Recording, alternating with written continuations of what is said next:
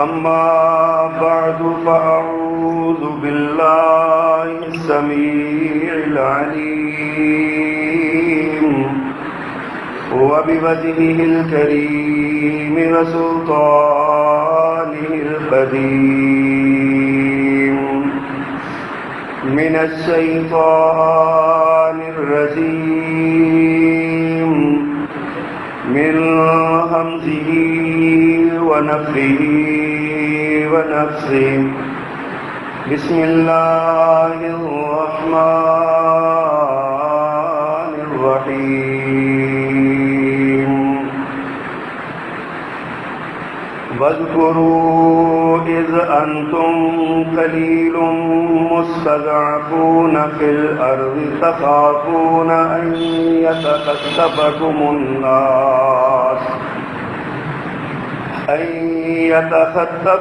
الناس فآواكم وأيدكم بنصره ورزقكم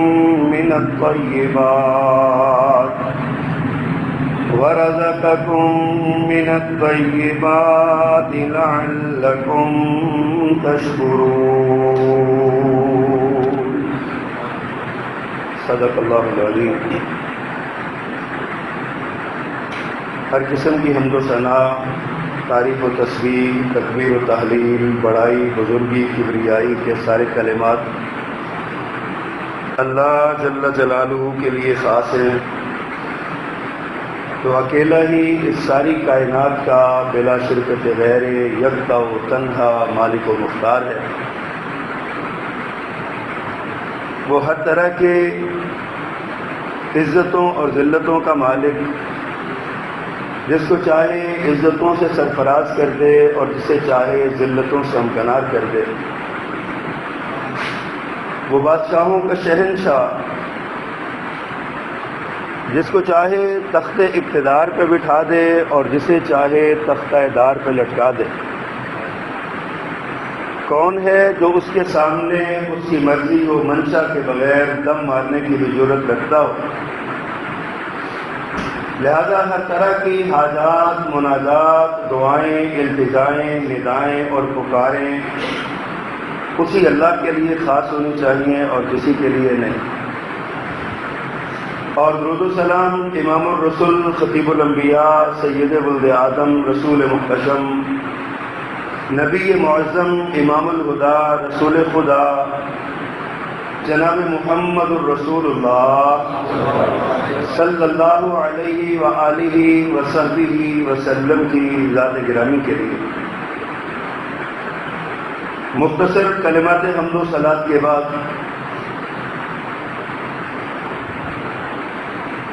اگر ہم غور کریں تو ہماری زندگی، ہمارا وجود سر کے بالوں سے لے کے پاؤں کے ناخنوں تک اللہ کی نعمتوں کے حصار میں ہے۔ اللہ سبحانہ و تعالیٰ نے ہم پر اس قدر نعمتیں کر رکھی ہیں کہ خود اللہ نے ہمیں یہ فرما دیا وَإِن تَعُدُّوا نِعْمَةَ اللَّهِ لَا تُحْصُوهَا، اگر تم اللہ کی نعمتوں کا شمار کرنا چاہو، گننا چاہو تو تم ان کو گن نہیں سکتے۔ ایک اور مقام پہ فرمایا کہ تم اللہ کے کلمات لکھنا چاہو اور اس کے لیے 7 سمندروں کو سیاہی بنا دیا جائے، روئے ارضی پر اگنے والے تمام درختوں کی کلمیں تلاش لی جائیں، ساری کلمیں گھس گھس کے ختم ہو جائیں گی، سارے سمندر سیاہی کے ختم ہو جائیں گے، اللہ کی تعریف اور اس کے کلمات لکھے نہیں جا سکتے۔ ایک اور مقام پہ اللہ نے ہمیں یہ فرمایا فَبِأَيِّ آلَاءِ رَبِّكُمَا تُكَذِّبَانِ،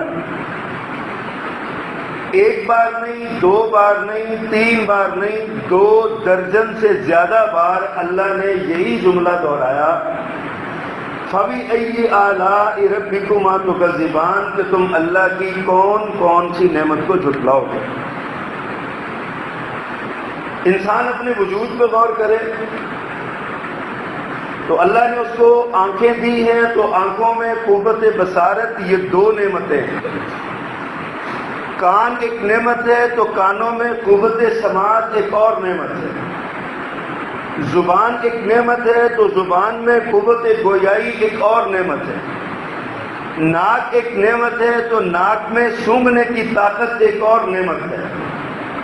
زبان ایک نعمت ہے، زبان میں گویائی ایک نعمت ہے، اور زبان کا چکھنا، چیزوں کا چکھنا، مزہ چکھنا، یہ ایک اور نعمت ہے۔ ہاتھ اللہ کی نعمت ہے تو ہاتھوں کا پکڑنا اور نعمت ہے۔ پاؤں اللہ کی نعمت ہے تو پاؤں سے چلنا اللہ کی ایک اور نعمت ہے۔ دل اللہ کی نعمت ہے تو دل کو دھڑک کے سارے جسم کو خون پہنچانا یہ ایک الگ نعمت ہے۔ اسی طرح ہمارے وجود کی رگیں، ہمارے جسم میں خون کا پمپ ہونا، ہم دسترخوان پہ بیٹھے، ہم نے کبھی ٹھنڈی بوتل پی لی، کبھی گرم سالن کھا لیا، کبھی گرم روٹی سے کوئی شے، کوئی ایسی یعنی گرم سالن لے لیا، اور اس کے آگے بڑھ کے ہم نے پھر میٹھا کھا لیا، یہ مرچ والا ہے، یہ نمک والا ہے، یہ میٹھا ہے۔ الگ الگ ذائقے، الگ الگ چیزیں سارے ہم کھاتے ہیں، تو ہمارے پیٹ کے اندر جاتے ہی ایک مشینری کام شروع کر دیتی ہے۔ یہ ایسی مشینری ہے جو 24 گھنٹے چلتی رہتی ہے، اس کی کھٹ پٹ کی آواز نہیں آتی۔ یہ ایسی مشینری ہے جو اپنا کام کرتی ہے خاموشی کے ساتھ۔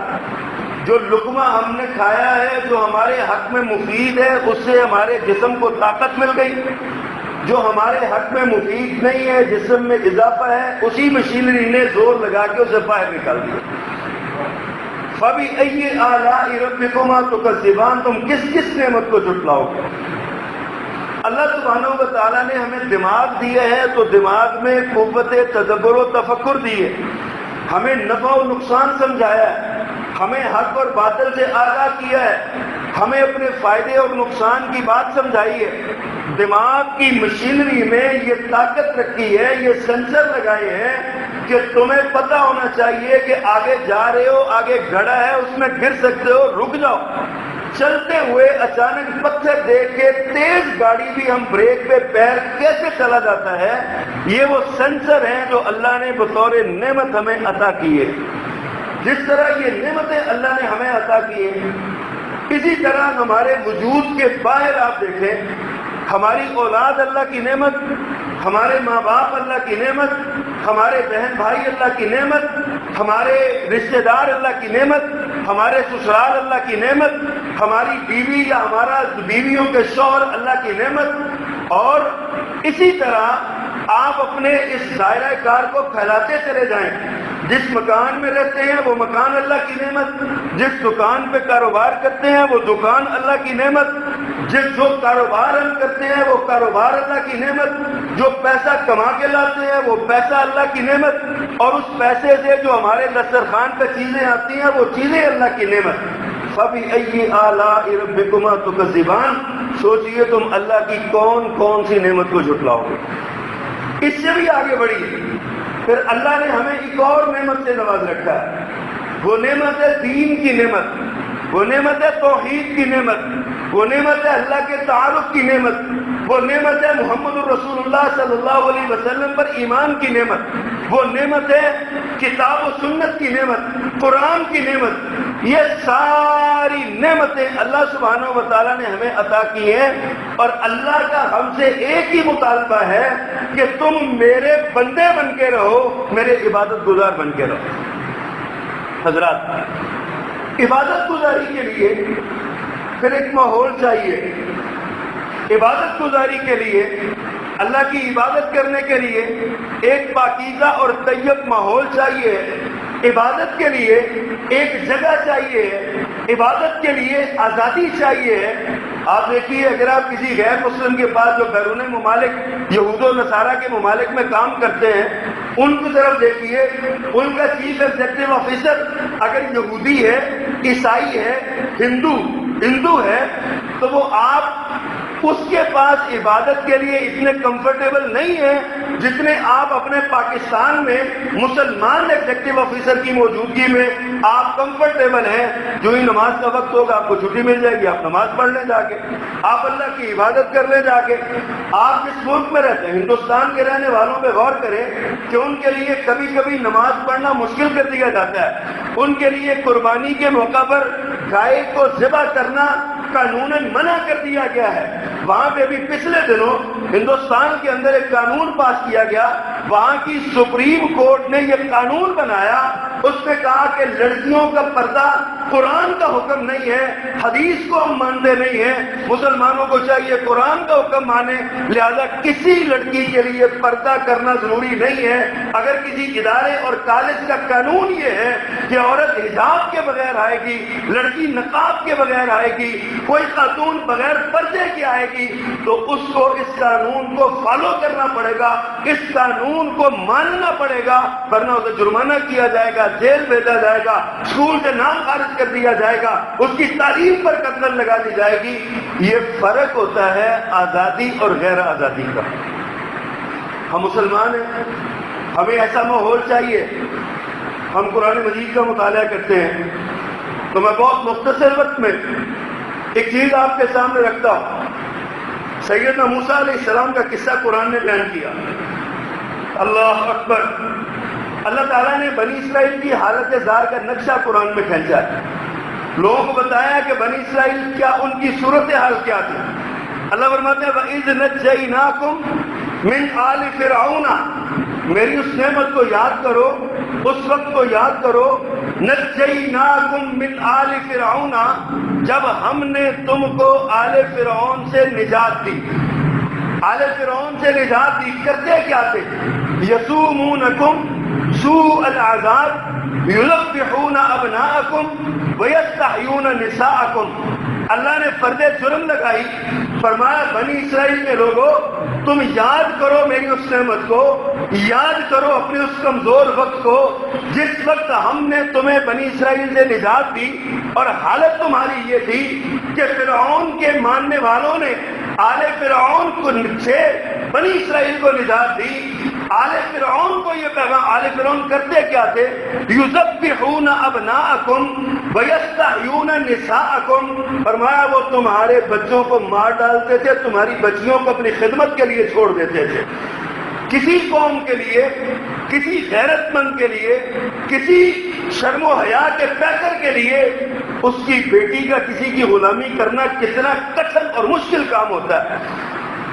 اس کی بیٹی کو کوئی اٹھا کے لے جائے, کوئی اغوا کر کے لے جائے, اپنی غلام اور لونڈی بنا کے لے جائے اور اس کو اپنے فاسد اور بدترین مقاصد کے لیے استعمال کرے.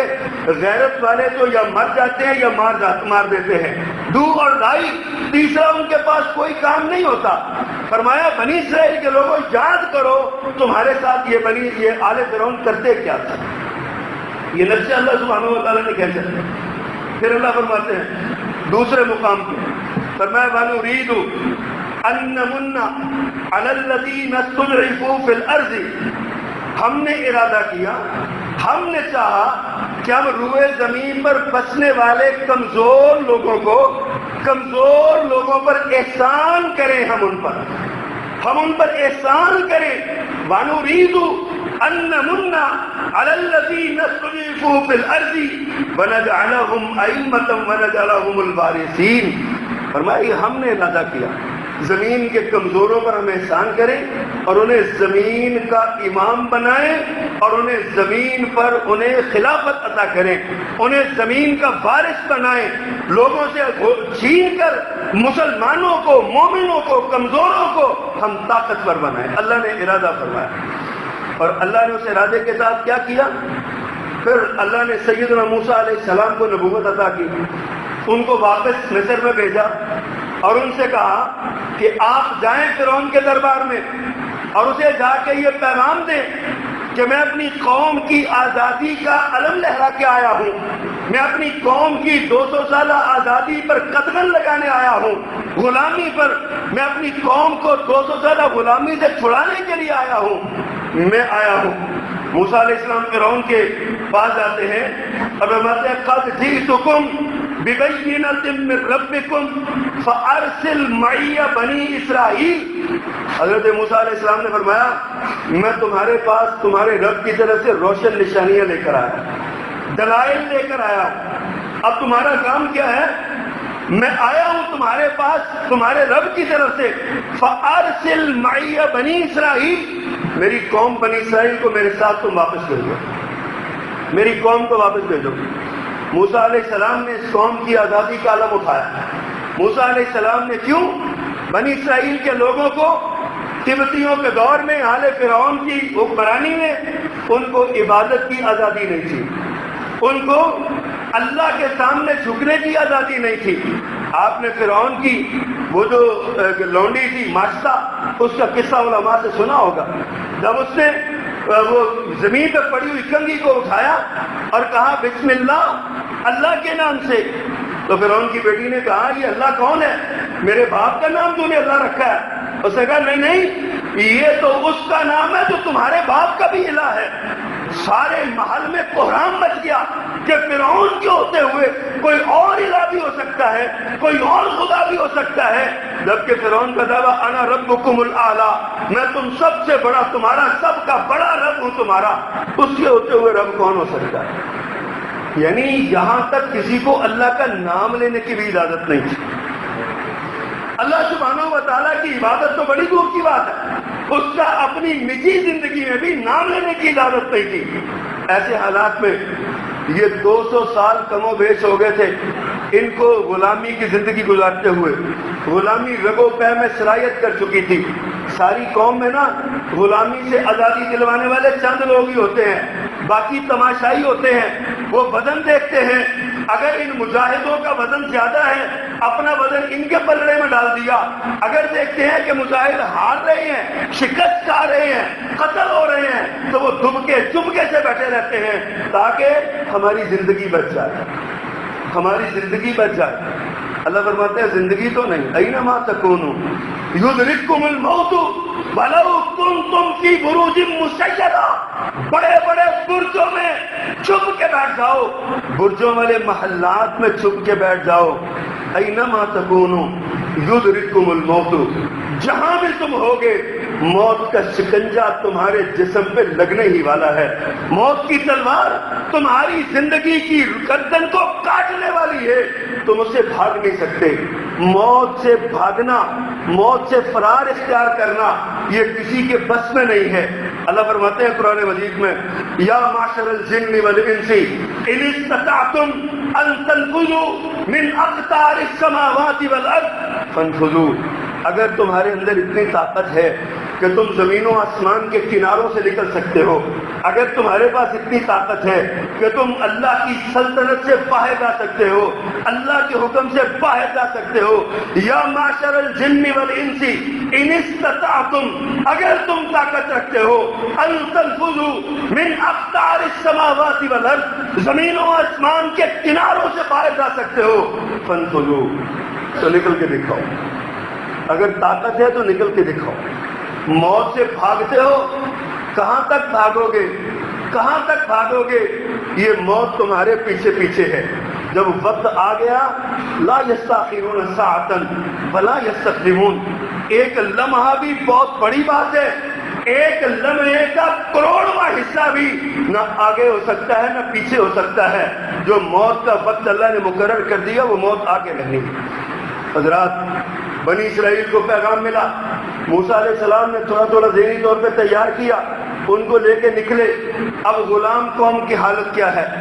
آگے گئے، نظر ڈالتے ہیں آگے دریا آ گیا ہے، دریا کی موجیں آ گئی ہیں، پیچھے فرعون کی فوجیں آ گئی ہیں، کمزور اور بزدل لوگ، تہی دست و تہی دامہ لوگ، جذبے سے، حمیت سے، غیرت سے عاری لوگ، وہ کہنے لگے موسیٰ تو نے ہمیں مروا دیا، آگے بڑھتے ہیں سمندر کی لہروں کا نشانہ بنتے ہیں، پیچھے پلٹتے ہیں تو فرعون کی فوجوں کی تلواروں کی زد میں آتے ہیں۔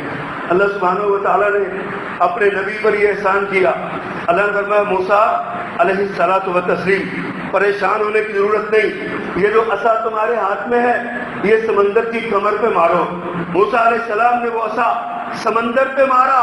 اللہ نے ان 12 برادریوں کے لیے، 12 قبائل کے لیے، 12 اولادوں کے لیے، حضرت اسرائیل حضرت یعقوب کے 12 خاندانوں کے لیے اللہ نے 12 راستے بنا دیے.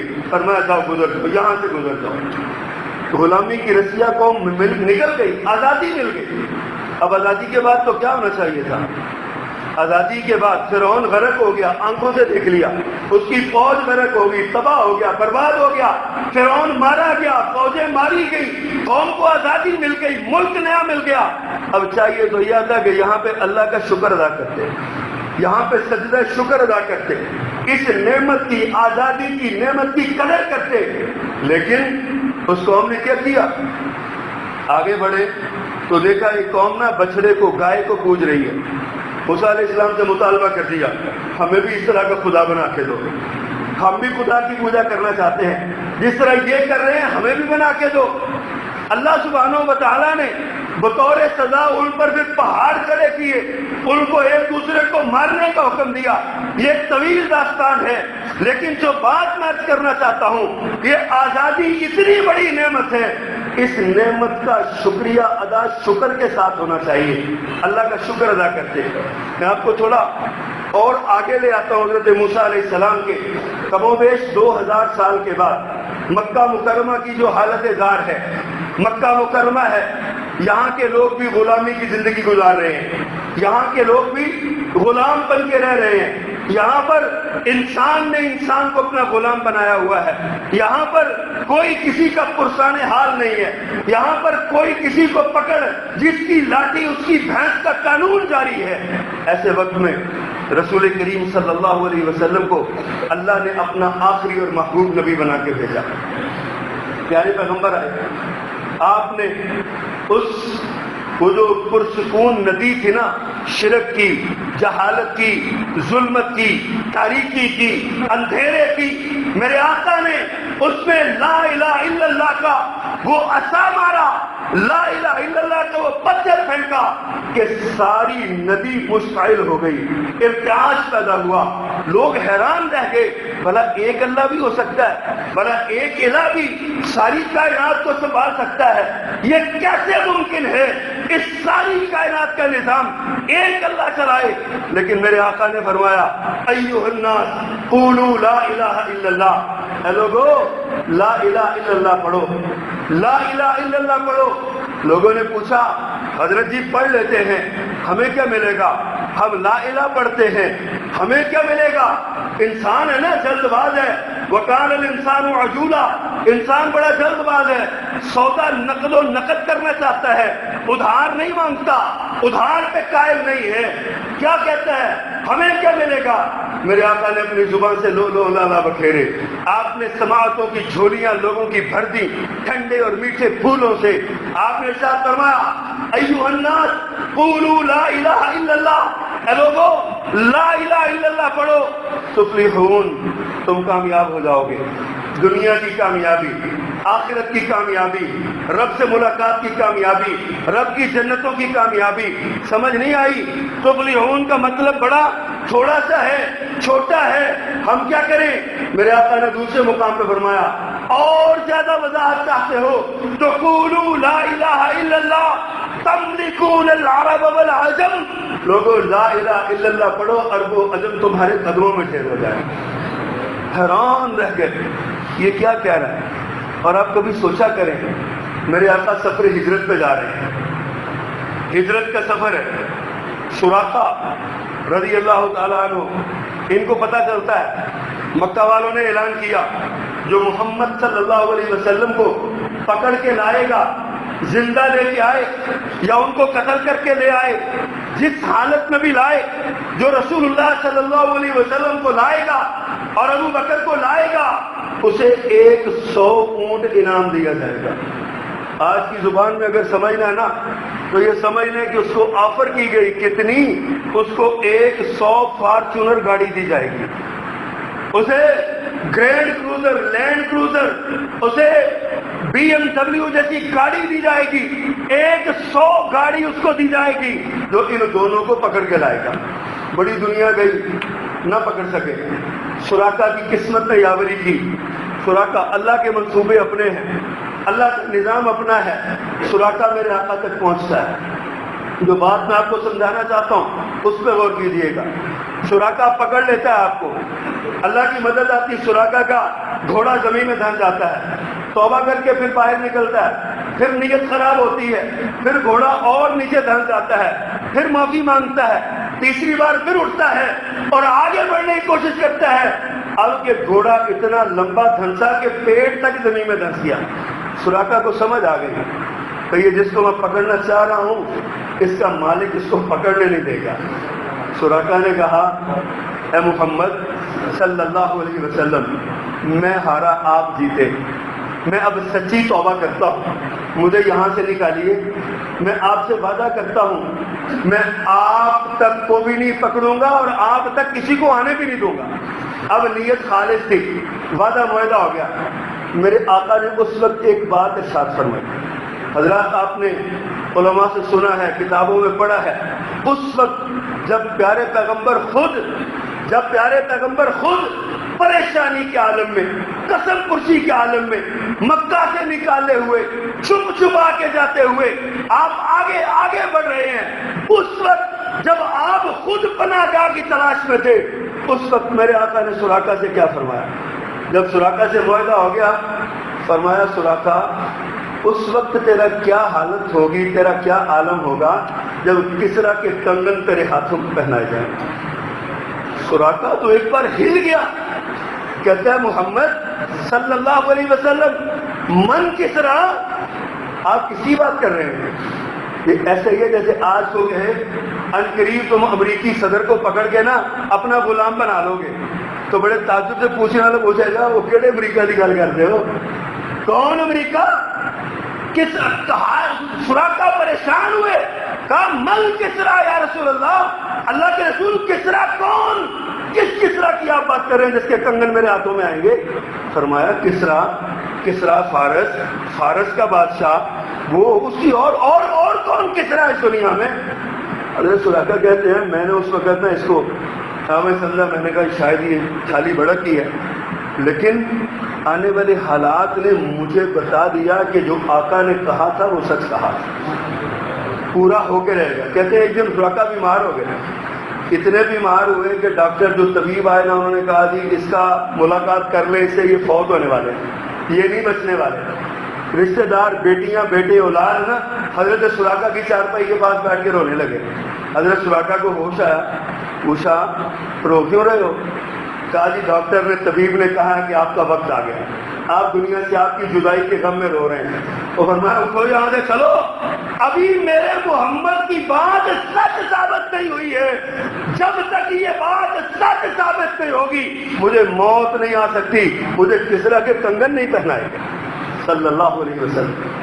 یہ کسرا کے کنگن میرے ہاتھوں میں آئیں گے تو مجھے موت آئے گی، چلو بھاگو یہاں سے، میں بالکل ٹھیک ہوں، کوئی مسئلہ نہیں ہے۔ حضرات پھر وہی ہوا، حضرت عمر کے دور میں کسرا فتح ہوا، خزانے آئے، مسجد نبوی میں ڈھیر لگا ہوا تھا، سراقہ تیسری چوتھی صف پہ بیٹھے تھے، سراقہ کے کنگن حضرت عمر کے ہاتھوں میں آئے، عمر کی سسکی نکل، آپ نے نظر دوڑائی سامنے مجمع میں، کہا سراقہ کدھر ہے؟ آج میرے نبی کی نبوت کی صداقت ظاہر ہو گئی ہے، آج میرے نبی کی صداقت ظاہر ہو گئی ہے، بلاؤ سراقہ کو، میں دنیا کو بتاؤں کہ محمد جو کہتا ہے سچ کہتا ہے صلی اللہ علیہ وسلم۔ حضرت عمر نے بلایا، سراقہ کے ہاتھوں میں کنگن پہنائے، اور حضرت عمر بھی خوش ہوئے، سراقہ کی سسکی نکل گئی۔ میرے آقا یاد آئے، اس دور کا منظر یاد آیا، قسم پرسی کے عالم میں جب میرے پیغمبر آزادی کے لیے نکل رہے تھے، اللہ کی نعمت کے حصول کے لیے جا رہے تھے، اس وقت کیا عالم تھا، اور میرے پیغمبر کی زبان سے جو جملہ نکلا تھا آج میرے رب نے وہ جملہ پورا کر دیا۔ حضرات کہ اللہ نے یہ مکہ کے لوگ تھے نا، کتنا ظلم برداشت کیا۔ بلال حبشی کی داستان پڑھ کے دیکھیے، صہیب رومی کو پڑھ کے دیکھیے، یہ تو صحابہ کرام تھے نا، کمزور تھے۔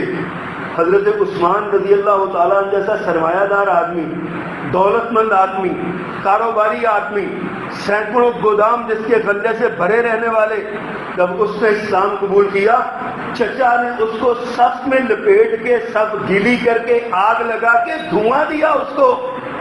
حضرت عثمان جیسوں کا یہ عالم تھا۔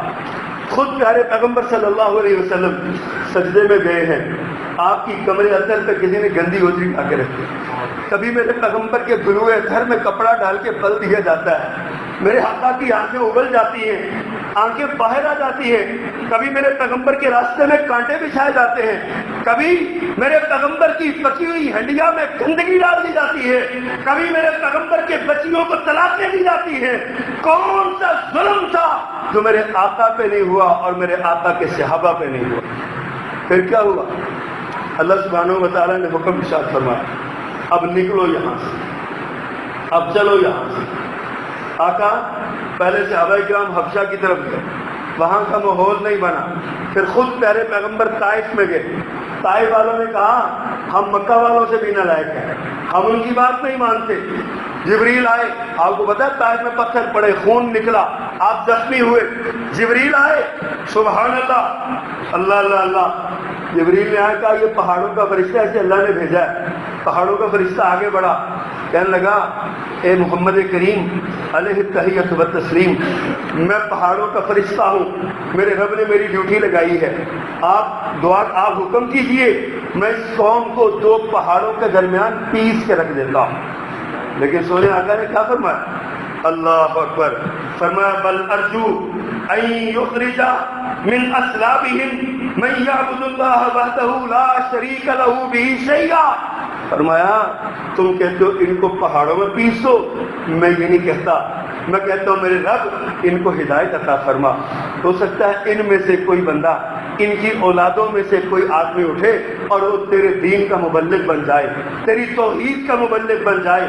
حضرات میرا عقیدہ ہے، میرا وجدان ہے، یہ جو بر صغیر کا علاقہ ہے نا، یہ جو پاکستان کا علاقہ ہے، یہ میرے پیغمبر کی اس دعا کے نتیجے میں مسلمان ہوا ہے۔ آپ کہیں گے کیسے؟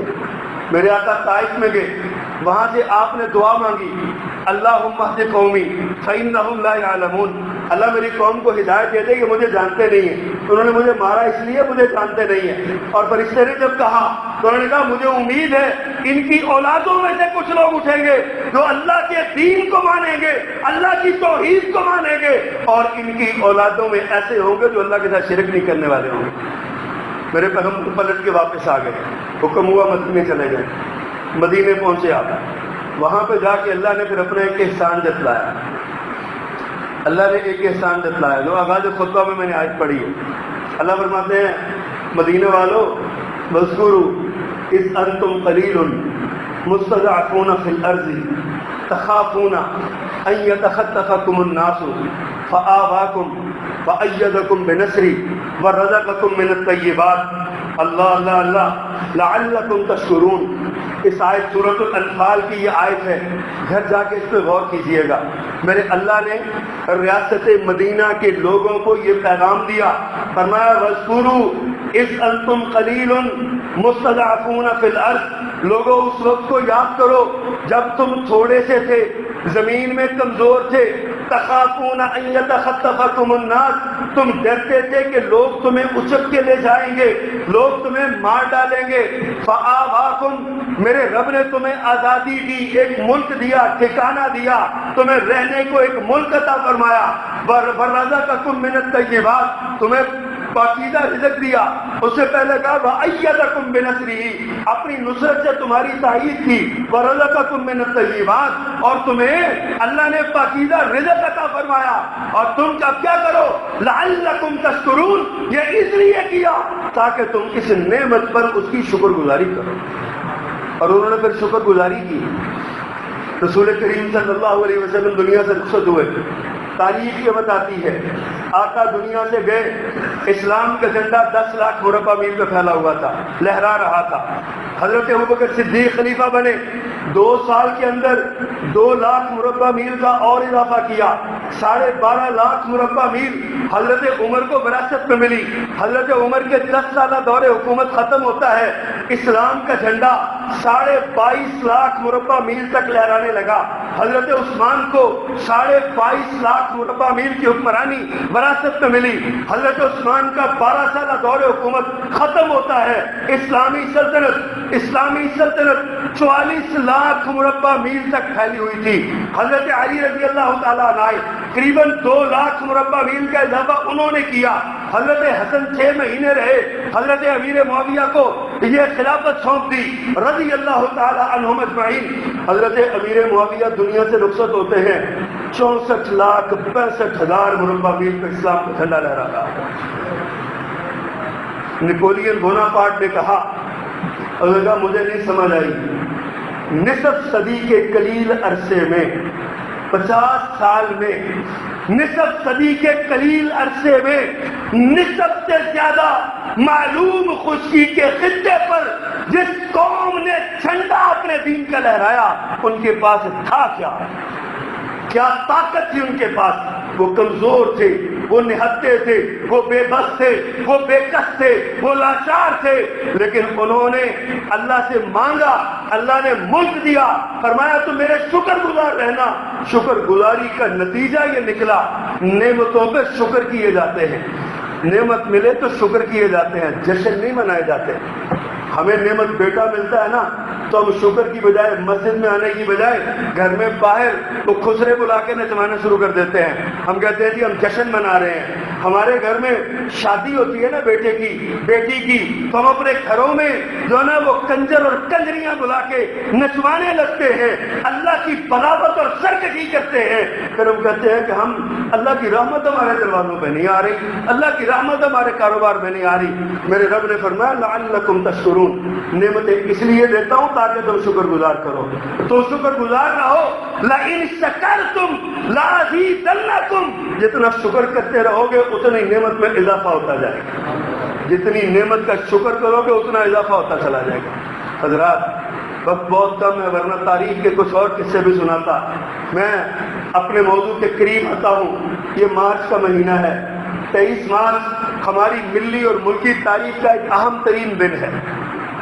اس دن 1940 میں ایک قرارداد منظور کی گئی تھی بر صغیر کے مسلمانوں کے حق میں.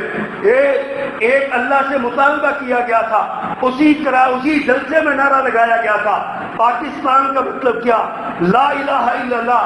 مطلب کیا تھا، اے ہمارے پروردگار تو اگر ہمیں ایک ملک عطا کرے، ایک خطہ عطا کرے، ہم اس خطے میں ریاست مدینہ کے واسیوں کی طرح ہم وہاں تیری توحید کا جھنڈا لہرائیں گے اور تیرے شکر گزار بندے بن کے رہیں گے. موجودہ ماضی قریب کی تاریخ میں کوئی ملک، کوئی تحریک اتنی جلدی کامیاب نہیں ہوئی جتنی پاکستان کی تحریک کامیاب ہوئی. 23 مارچ 1940 کو نعرہ لگا اور 14 اگست 1947 کو پاکستان بن گیا. پاکستان بن گیا، یہ ایک نعمت ہے. قرآن مجید کی وہ آیت جو ریاست مدینہ کے باسیوں کے لیے تھی، آپ بھی ذرا پڑھ کے دیکھیے اپنے حالات پہ. یہ جو بزرگ ہیں نا کہ بہت سے بزرگ ہوں گے جو ہندوستان سے ہجرت کر کے آئے ہیں. 47 میں جنہوں نے اپنی بیٹیوں کو ذبح کروایا، اپنے بچوں کو قتل کروایا اور اپنے جوانوں کی جوانیوں کو قربان کیا، اپنی سفید داڑھیوں کو رلوایا، اپنی عورتوں کے سفید دوپٹے کو پاؤں تلے رلوایا، جن لوگوں نے یہاں ابھی موجود ہوں، زندہ موجود ہوں. کبھی ان سے پوچھ کے دیکھیے کیا یہ پاکستان کسی نے تشریح میں رکھ کے دے دیا تھا؟ کیا یہ پاکستان کسی نے پلیٹ میں سجا کے دے دیا تھا کہ یہ لے لیں؟ ہم نے اللہ سے مانگا تھا، اللہ نے ہمیں دے دیا تھا. ہم نے یہ ملک لیا. یاد کیجئے بر صغیر کا حالت کیا تھی. واذکروا اذ انتم قلیل مستضعفون فی الارض تخافون ان یتخطفکم الناس.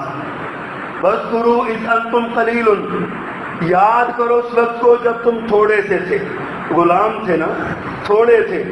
پورے شہروں میں مسلمانوں کی دکان کوئی نہیں ہوتی تھی. لاہور کی پوری انارکلی میں ایک دکان مسلمانوں کی ہوتی تھی اور وہاں بھی کوئی ان کو سودا نہیں خریدنے دیتا تھا. اس انتم قلیل مستضعفون فی الارض، تم بہت کمزور تھے، تم بڑے لاچار تھے، تم بڑے بے بس تھے، تم بڑے بے کس تھے. مستضعفون فی الارض، زمین میں کمزور تھے تم. تخافون یتخطفکم الناس، تمہیں ڈر رہتا تھا کہ لوگ تمہیں قتل کر دیں گے، لوگ تمہیں اچک کے لے جائیں گے. پوچھیے پرانے بزرگوں سے، ایسا ہی نہیں ہوتا تھا. عبادت کی آزادی نہیں تھی، عزت و غیرت کی آزادی نہیں تھی. یقین نہیں آتا تو نوجوان نسل کے لوگوں آپ بڑا سوشل میڈیا استعمال کرتے ہیں، کیجئے گوگل سرچ، کیجئے یوٹیوب کو سرچ، ہندوستان کے مسلمانوں کی حالت زار پڑی ہے. یہ زیادہ دور کی بات نہیں ہے، یہ ابھی گجرات کے اندر جو ٹرین چلائی گئی پوری، وہاں مسلمانوں کو مارا گیا. تخافون ان یتخطفکم الناس، آج بھی وہی کچھ ہو رہا ہے. پاکستانیوں فآواکم، پھر رب نے تمہیں جگہ دے دی. بالکل مدینہ کا، ریاست مدینہ کی منظر کشی ہے یہ. فآواکم، تمہیں جگہ دے دی. اور پھر کیا ہوا؟ پاکستان بنا. تو جب پاکستان بنا نا، تو اس وقت ہمارے پاس، ہمارے دفتروں میں، ہمارے کاغذوں کو، دفتری کاغذوں کو پنیں لگانے کے لیے کامن پنیں نہیں ہوتی تھی. ببول کے کانٹوں سے دفتر کے کاغذ ہم جوڑا کرتے تھے. کیا وجہ ہے؟ اللہ سبحانہ و تعالیٰ نے فرمایا وَأَيَّدَكُمْ بِنَصْرِهِ، اللہ نے اپنی نصرت سے تمہاری تائید کی. کیسے تائید کی؟ ببول کے کانٹے سے سفر شروع ہونے والا ایٹمی دھماکے تک پہنچا. ہم نے دھماکے کیے، ہم نے میزائل ٹیکنالوجی اپنائی، ہم نے پیٹ پہ پتھر باندھے. اللہ نے ہمیں کیا کچھ نہیں دیا، کیا کیا انعام ہم پہ نہیں کیا. 48 میں ہم پر جنگ مسلط ہو گئی. ہم نے 48 میں اللہ جزائے خیر دے ان مجاہدین کو، میری جماعت مجاہدین کے سربراہ مولانا فضل اللہ وزیر آبادی رحمہ اللہ اور ان کے رفقا کو، میرے جوانوں اپنی تاریخ پڑھا کرو. یہ جو آج آزاد کشمیر کا خطہ ہے نا، یہ کسی فوج نے لے کے نہیں دیا، کسی حکمران نے لے کے نہیں دیا، یہ جماعت مجاہدین کے سرخیلوں نے لے کے دیا. مولانا فضل اللہ وزیر آبادی نے اپنی قیادت میں صوبہ خیبر پی کے جو موجودہ اس وقت کا صوبہ سرحد، وہاں کے آنے والے مجاہدین کے ساتھ مل کے لیا. اس وقت مولانا فضل اللہ وزیر آبادی نے اس وقت کے حکمران سے کہا تھا کہ سیز فائر نہ کرنا، اقوام متحدہ کی باتوں میں نہ آنا، ہم سری نگر پہنچنے والے ہیں، تم رک جاؤ، 24 گھنٹے ہمیں دے دو، ہم سری نگر پہ پاکستان کا پرچم لہرانے جا رہے ہیں، رک جانا. لیکن بین الاقوامی سازشیں اتنی تھی، ہمارے حکمران مجبور ہو گئے. یہ کیا ہوا؟ ہم اس پر بات نہیں کرتے. اس وقت کا سیز فائر ہوا، آج تک وہ ہمارے گلے کی مصیبت بن کے لٹک رہا ہے. وہ جو ہماری شارک ہے وہ دشمن کے قبضے میں، وہ جو ہمارا، جس کے ساتھ ہماری معیشت کا استحکام جڑا ہوا ہے، جس کے ساتھ ہماری آزادی کی تکمیل جڑی ہوئی ہے، وہ آج بھی دشمن کے نرغے میں ہے، شکنجے میں ہے. حضرات، یہ تو ایک پہلو تھا. اب دوسرا پہلو کیا ہوا؟ ہم نے یہ ملک حاصل کیا تھا عقیدہ توحید کے لیے. حضرت قائد اعظم محمد علی جناح رحمہ اللہ، حضرت علامہ اقبال رحمہ اللہ، ان کے فرمودات کو پڑھ کے آپ دیکھ لیں. حضرت قائد اعظم نے کسی سے پوچھا تمہارا دستور کیا ہوگا؟ اس نے کہا میں کون ہوتا ہوں دستور بنانے والا، میرا دستور تو 1400 سال پہلے کا قرآن کی شکل میں موجود. کسی نے ان سے کہا ملک میں کیسے چلاؤ گے؟ انہوں نے کہا ہمارے پاس قرآن جیسی چیز موجود ہے، ہمارے پاس اللہ کا کلام موجود ہے، ہمیں کوئی ضرورت نہیں ہے کسی پریشان ہونے کی، بنا بنایا آسمانی دستور ہمارے پاس ہے. قائد اعظم یہ چاہتے تھے. لیکن پھر کیا ہوا؟ پھر ہم نے اپنے وعدے کو چھوڑا. اللہ نے جو ہمیں شکر کا کہا تھا نا، ہم نے نعمت کے شکر کی بجائے ہم نے جشن منانا شروع کیا. اور اس جشن کے چکر میں ہم نے 25 سال بعد مشرقی پاکستان گنوایا. اس جشن کے چکر میں ہم نے اپنی معیشت کا گھٹا بٹھوایا. اس جشن کے چکر میں ہم نے اپنے استحکام کو تباہ کیا. سیاسی، سماجی، معاشی استحکام ہم نے برباد کر لیا. ہم جشن مناتے رہے، دشمن ہمارے سینے پہ چڑھ کے مونگ تلتا رہا. کیوں؟ ہم نے نعمت کی قدر نہیں کی تھی. یہ پاکستان ایک نعمت ہے. 23 مارچ کا دن اپنی تاریخ سے آگہی رکھو. 23 مارچ کا دن اس نعمت کی یاد افزائی کا دن ہے. 23 مارچ کا دن اس نعمت کو دوبارہ مضبوط کرنے کا دن ہے، اس نعمت کے شکر کا دن ہے. لیکن افسوس کے ساتھ کہنا پڑتا ہے ہم نے یہ کام نہیں کیا. نتیجہ کیا نکلا؟ ہم اپنے ہی ملک میں اجنبی ہو کے رہ گئے. نتیجہ یہ نکلا ہم اپنے ہی ملک میں غیر محفوظ ہو کے رہ گئے. ہماری عدالتیں بکنے لگیں، ہمارے قانون بکنے لگے، ہمارے ملک میں بدامنی آئی، ہمارے تھانے بکنے لگے، ہمارے محافظ بکنے لگے، ہمارے سارے جو ذمہ دار اور لیڈر تھے وہ بکنے لگے. کوئی عالمی اسٹیبلشمنٹ کے آگے بکا، کوئی مقامی اسٹیبلشمنٹ کے آگے بکا، کوئی مفادات کے ذریعے بکا، کوئی کسی انداز میں بکا. اللہ کی سزا کا کوڑا پھر ہم پہ برسا ہے. ہم نے رب کی ناشکری کی ہے حضرات، ہم نے اپنے رب کو منایا نہیں ہے. ہم نے بر صغیر کے مسلمانوں نے آزادی سے غلامی کا، غلامی سے پھر آزادی کا، اور آزادی سے پھر غلامی کا سفر ہم نے کیا ہے. ہمیں سوچنا چاہیے میں اگر سوختہ ساما ہوں تو یہ روزے سیاہ، میں اگر سوختہ ساما ہوں تو یہ روزے سیاہ خود دکھایا ہے میرے گھر کے چراغاں نے مجھے. میں جشن مناتا رہا اور دشمن میرے وسائل کو لوٹتا رہا. مجھے جشن کے دھیان لگائے رکھا گیا اور دشمن میرے عقیدے پر ضرب لگا گیا. میں جشن مناتا رہا، دشمن میری غیرت کو کھا گیا. میں جشن مناتا رہا، دشمن میری حمیت کو کھا گیا. میں جشن مناتا رہا، دشمن میرے نوجوان کی جوانی کو کھا گیا. میں جشن مناتا رہا، دشمن میری بیٹی کی حیا کو کھا گیا. ہم یہی کام کرتے رہے. سوچیے حضرات، غور کیجیے. آج یہ دن ہمیں دیکھنے پڑ رہے ہیں تو کیوں؟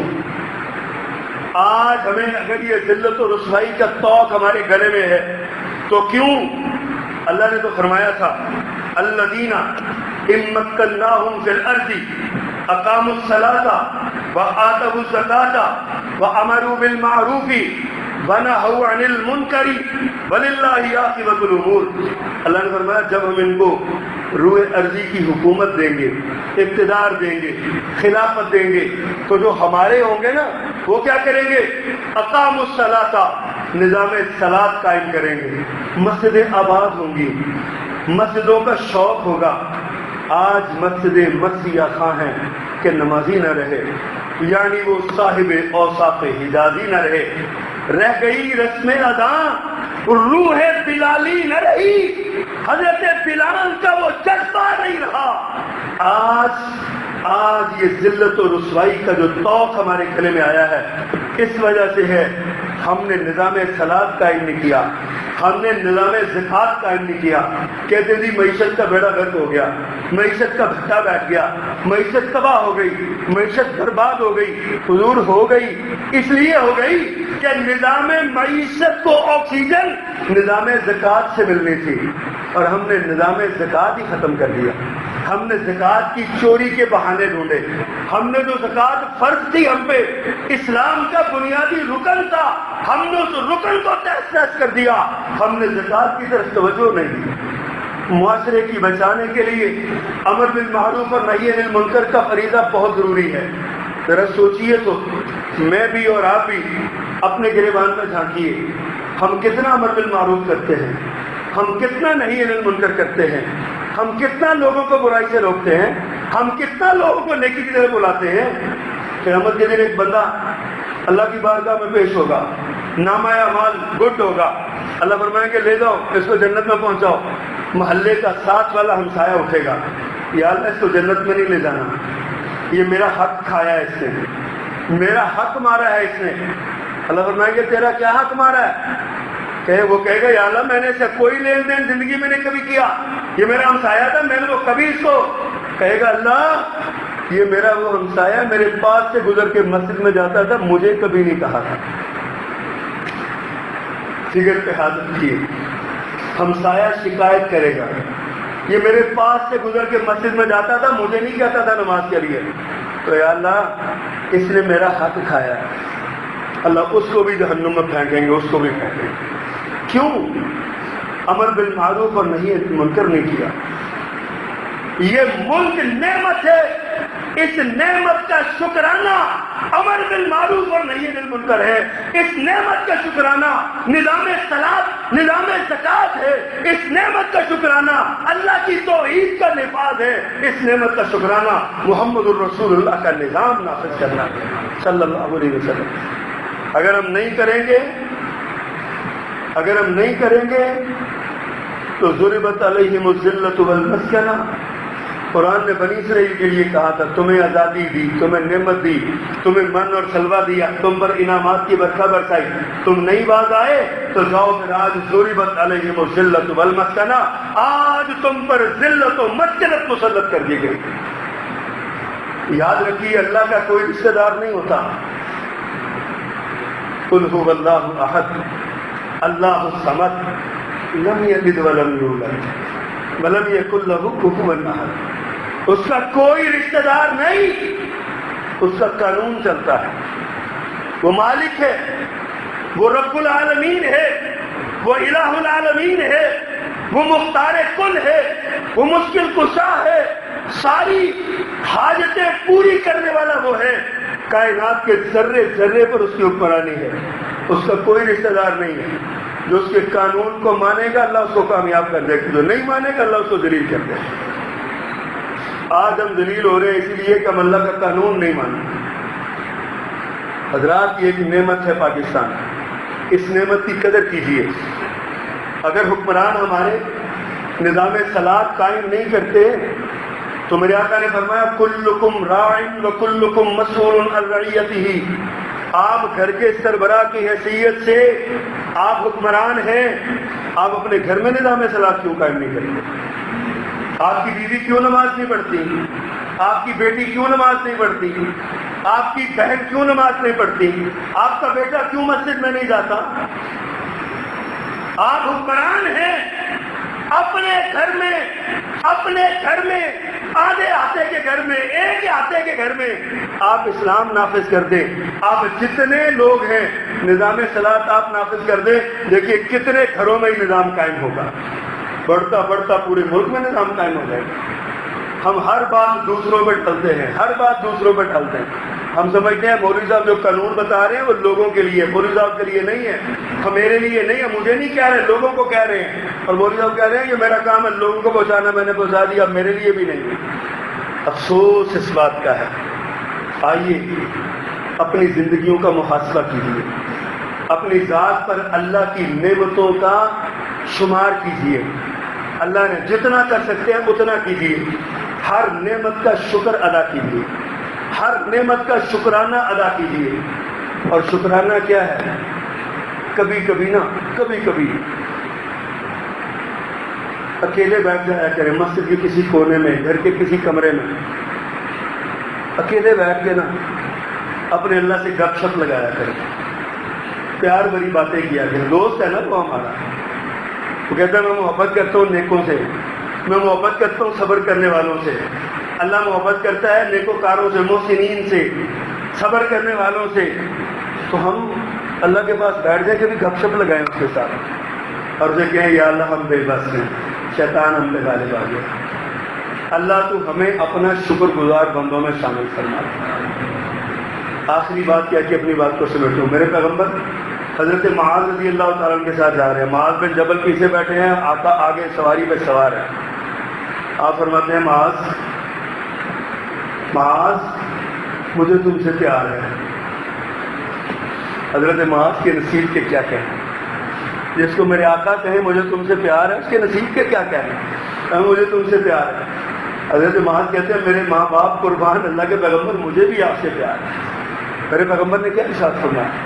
فرمایا اگر تمہیں مجھ سے پیار ہے نا تو ہر نماز کے بعد پڑھا کرو ربی اعنی علی ذکرک و شکرک و حسن عبادتک. یہ 4 لفظ ہیں، ربی اعنی علی ذکرک و شکرک و حسن عبادتک. 3 دعائیں. اللہ یا اللہ میری مدد کر، تیرا ذکر کروں، تیرا شکر کروں، اور میری مدد کر کس بات پہ؟ میں اچھی عبادت تیری کروں. آپ بھی اگر اللہ کا پیار کرنا چاہتے ہیں نا، پیارے پیغمبر کا پیارے پیغمبر کے پیارے بننا چاہتے ہیں، تو آپ بھی کیا کریں؟ ربی اعنی علی ذکرک و شکرک و، اس کو عادت بنا دیں. اللہ سبحانہ و تعالی ہمیں عمل کرنے کی توفیق عطا فرمائے. سبحان ربک رب العزت عما یصفون.